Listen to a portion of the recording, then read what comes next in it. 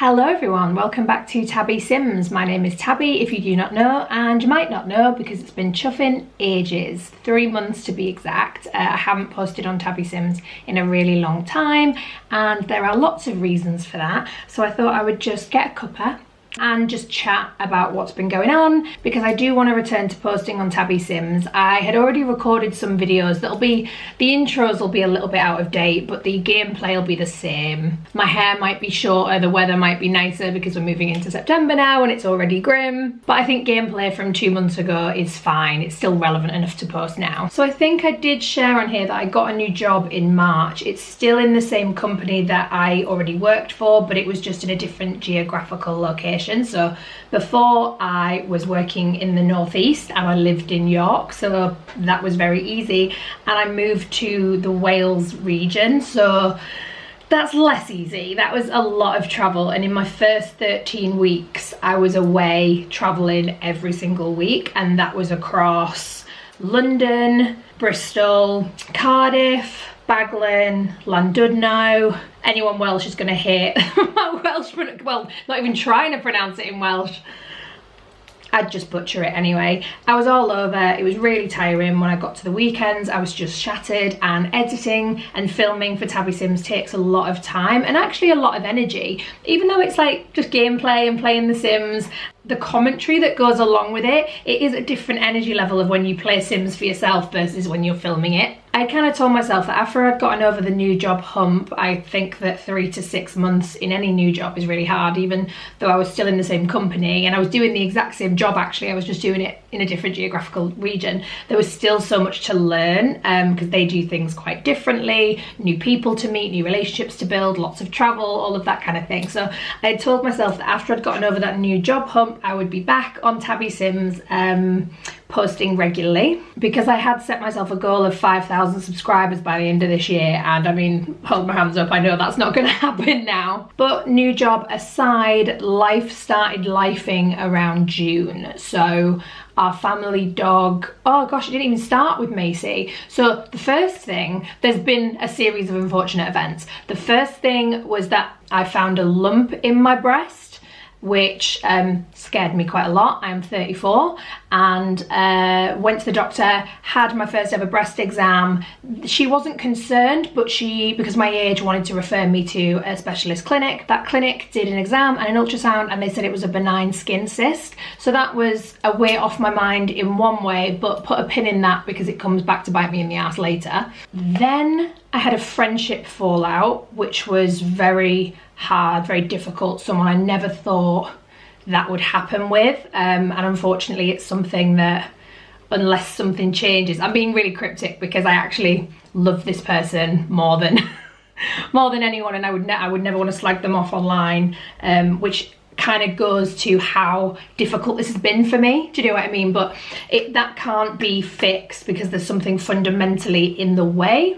I'll leave it at that. So breast lump, loss of a friendship. Our family dog Macy died. We had her for 14 years. She was getting sick more frequently. She was very much showing her age, and my mum made the decision in her latest bout of illness, with the vet's advice, to put her down. And so obviously we were all wrecked. And 10 days after Macy died, my eldest brother took his own life. Obviously that is awful for anyone. I actually didn't have a relationship with my brother anymore because he was an alcoholic and could be violent and abusive, and I had drawn a line 5 years ago that unless he was sober, I couldn't have a relationship with him for my sake. And I think most of my sadness is that he was never able to get better. He did go to AA a few times. He'd been homeless, he'd been in hostels, and then he'd gotten a permanent flat. So it felt like things were moving in a positive direction. And unfortunately, that quite often is where things like this can happen, because it's really difficult to, I don't know, rejoin the world when you have felt ostracized from it, or when you have been in the depths of addiction. I do take on a lot of responsibility as the oldest female sibling. I have another older brother and I have a younger sister, and I definitely play a matriarchal role in our family. And sometimes I do question whether I chose that role or whether I was forced into it as the oldest female sibling, but either way, that is our dynamic. And so in the weeks after my brother's death, that is my time to be strong, to support my mum, to support my family, to inform everybody of what is happening, to go to the funeral directors with my mum, ask the questions she can't think of because obviously she is in a deep, deep grief. Think about the programme, think about the running order, go with mum to help sort out his stuff and his flat, and is there any admin that needs doing? Like, that's very much my role. Funnily enough, my full-time job is a communications manager, and I do a lot of events management within my job. So in a really weird way, planning a funeral and doing the copy for the programme and writing a eulogy and doing all of that stuff is actually like my professional experience. And I think that helped me cope, having something to do. So I'm not complaining about taking that role on in that way, because it definitely helped me deal with my grief, to have something to focus on. Oh, that's a good cup of tea. So there was 4 weeks between my brother's death and his funeral. We had the funeral, and it was after that that my mental health started to fall away a little bit, and I kind of knew that was what was going to happen. I really love my job. I love where I work very hard, and I am working to be promoted. I want a certain trajectory for my career. There are certain steps I want to take, and an opportunity came up that would have been perfect for me. It was exactly what I wanted at the right time, in the right place, in the right team, and I interviewed for it actually the day after my brother's funeral. Obviously not ideal timing, but that's when the interviews were happening, and I smashed the interview. I got really great feedback, but they decided to withdraw the role. So what they had realised during the recruitment process is that there was a particular technical skill set they wanted in this role that they hadn't advertised for. It wasn't in the job spec. They were just asking people at interview if they had it, and I didn't, and nobody did. So no one got the job, which does help my ego a little bit, and the job got withdrawn, but it was just a bit of a, oh no, I thought that was going to be my shining light out of this grief. That was going to be something for me that I could be so proud of, and it could be, this summer hasn't been just utter shit and loss and horrible.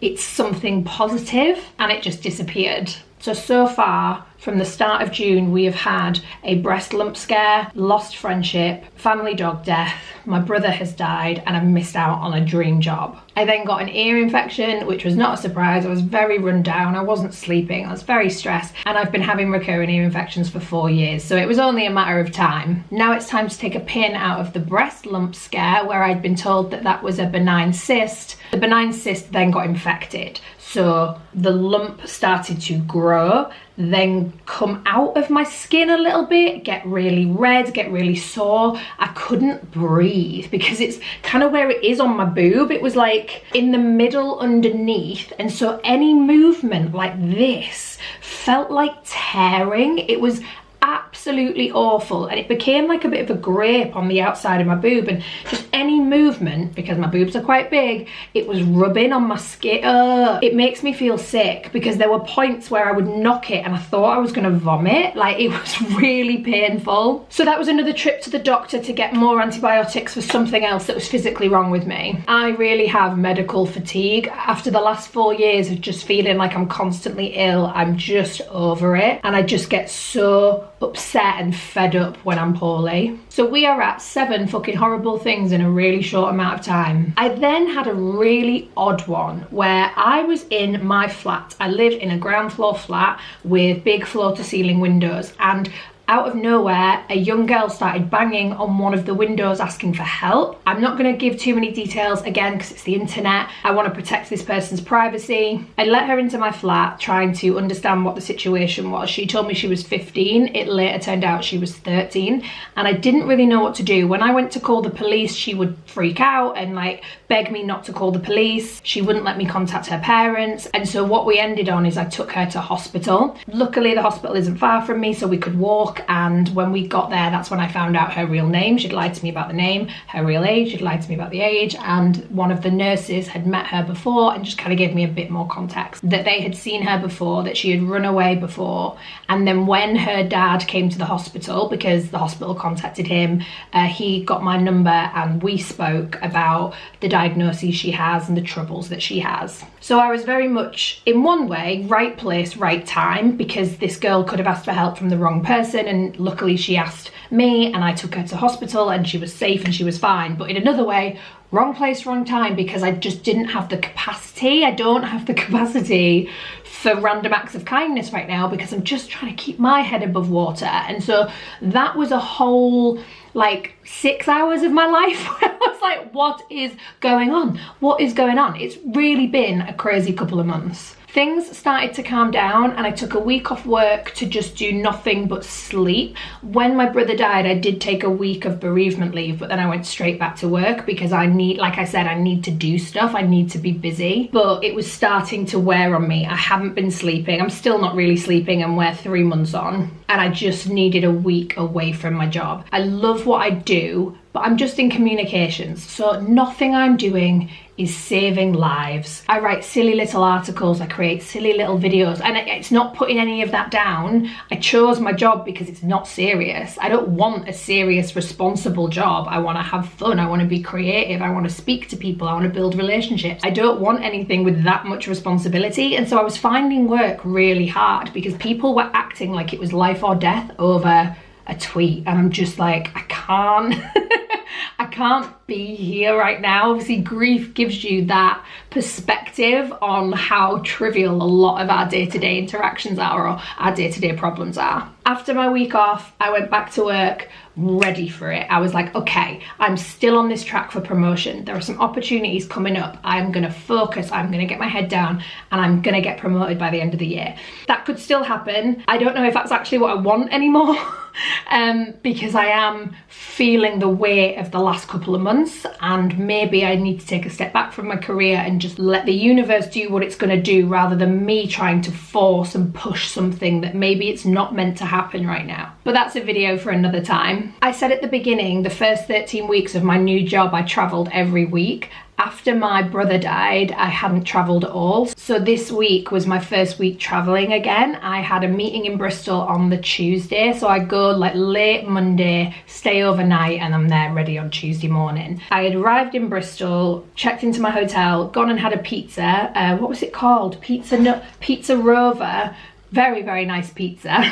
Highly recommend. And when I got back to my hotel room, I got a phone call from my mum telling me that Bobo, my one-eyed dog, if you didn't know, he just turned 12 a couple of weeks ago, had had an episode. She didn't know what had happened.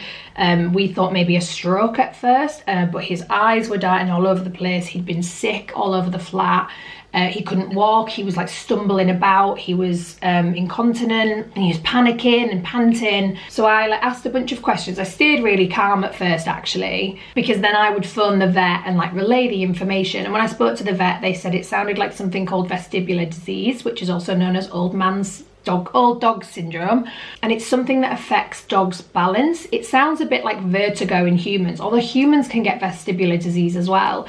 There can be causes for it. It could be like an ear infection, but often in old dogs it just happens and they don't know why. When we did go to the vet, they obviously checked his ears and there was no infection, so that wasn't the cause for Bobo's vestibular disease. It looks like he is just a victim of this old dog's disease. That's something that just happens for no real reason. So the vet said, this is what it sounds like. There's actually no medication or treatment we can give. We can treat symptoms. So if he's still being sick, we can give him anti-nausea, but that's about it. So all you can do is just monitor him, keep giving him water, try and feed him, but it's just recovery basically. So it's just rest and time, and that's how he'll get better. I was obviously supposed to be in a meeting on Tuesday. I cancelled that. I booked a train back to York first thing in the morning. So I was on a train from Bristol at 6 and got back about 10:30. I'm running out of battery. Let me just change that. Okay, there we go. If I'm in a slightly different frame, it's because I had to change the battery. Okay, so where was I?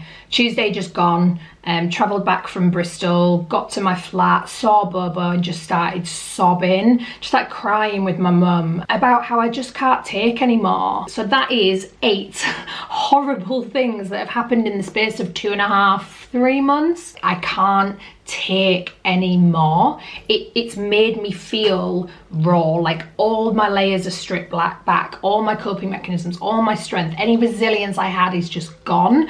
Particularly, I think, because this last thing has been about my dog, who I love so much. That just hit really deep. Not that the death of my brother didn't, of course it did, but Bobo getting ill now, I'm already weakened by everything that has happened, so it feels 100 times worse than that because I was stronger then. Does that make sense, or does that make me sound callous? I hope that makes sense. I'm not trying to compare the two things. It's all fucking awful. So I'm just at a bit of a point.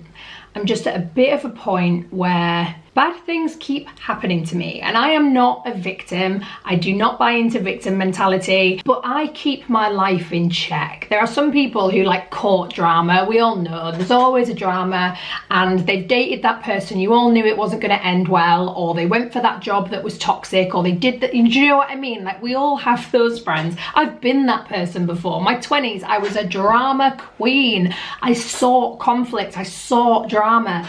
My life now is the anti-drama. I run from red flags. I see them a mile off and I run in the opposite direction. I want a calm, quiet life, and I just want to be left alone to do my thing, to make Tabby Sims videos, to be good at my job, to mess around on Instagram, to cuddle my dog, just anything. Like, I don't want drama, and I think this has all felt so out of my control. None of this is like the result of something I've done, right? It's just all happened to me, and it just keeps coming, and it doesn't seem to be stopping. And I hope it is now stopped. I really hope it is stopped at the 8 things. And I'm sure there's something in there that I haven't included. I bet I've forgotten something, because that much fucking shit has happened the last 3 months. I have forgotten something. I ended a situationship. Basically, and I can't be bothered to go into it, someone that I'd been on and off sleeping with for 2 years stood me up in the middle of all of this that was going on, and he knew everything that was happening. He just didn't turn up to a date. He had known me for 2 years. The last 7 months, he has pursued my friendship, my companionship, my whatever, hard. Like, he has texted me multiple times a week, if not every day or every other day, and it's all been on him, and he stood me up. And he had done it 2 years ago when we first met, and I dumped him for it. So he hasn't learned any lessons. He hasn't grown at all. He just did the same thing. And this time when he texted me to apologise, I just didn't even respond. And actually, it is those people things that have, oopsie. I do think that in your darkest times, people will show you who they are, and they will either show up for you or they won't.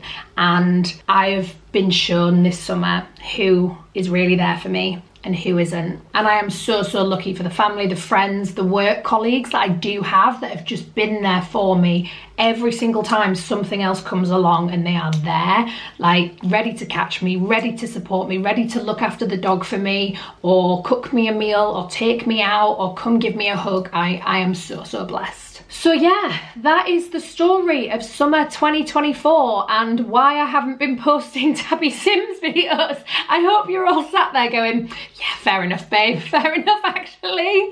As I said at the beginning, I do have a few things recorded from when, like 3 months ago, when I was posting, so I will edit those and I will post them. They'll just seem a bit out of date. And I have a new challenge that I want to start. It's just a little short one, but so the week my brother died, I was off work. During the days I was with my mum, but on the evenings I got to play some Sims, just real decompression time, switch off, play my favourite video game. And I don't want to say I created a challenge, because probably somewhere in the Simverse someone has already done this, but I think I created a challenge, and so I'm really excited to share that with you, and I think it'll be a really fun, probably like a 3 or 4 parter that we can all enjoy together. Thank you very much for watching. Thank you for sticking around even though I have been absent, and I'm really looking forward to speaking to you more regularly, uploading regularly again, and for life to just calm down. Send all your good vibes my way, pray for me, burn sage around me, just anything,